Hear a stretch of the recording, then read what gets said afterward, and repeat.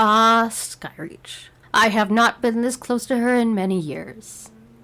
Listen, I'm still sick of this place for a lot of reasons, and if you come over to stream, I will tell that story. Anyways, starting from the top. Welcome to Skyreach, a place of Arakoa. For this first platform, there isn't many heals to interrupt, however, a small familiar does cast a flashbang as it dies. This can be interrupted, or you can turn away to not get disoriented.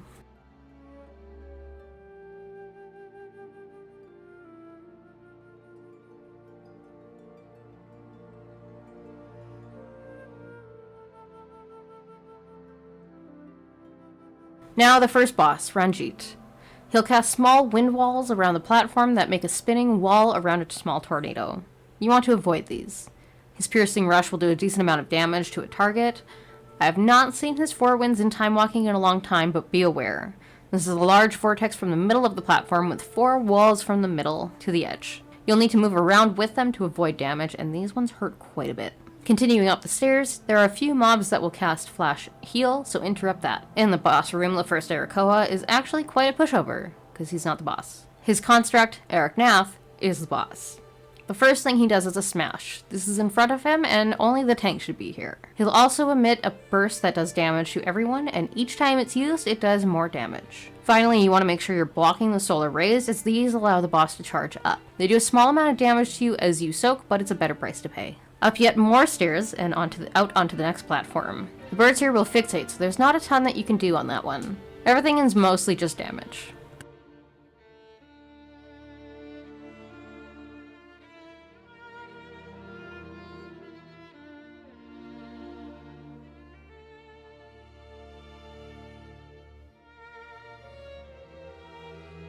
Third boss, Rukran, is a giant bird that comes up to the side of the platform.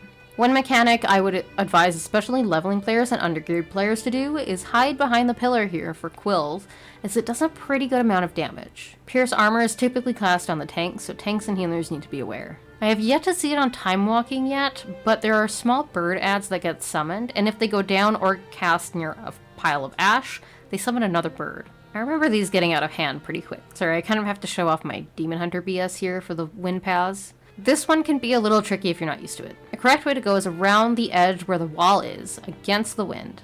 It may take practice, and we've all died to this thing. Even I fell rushed off the edge, though not in this footage. This wind will not go away until the first trash pack is killed, as it's the dervish here casting it. I think on normal as soon as you pull it the wind stops, but definitely not in Timewalking. The little constructs on the path here empower their Arakoa. Either side on the top part of this room is fine. The only difference I've noticed is the left side has one of those little familiars from the beginning that has the flashbang.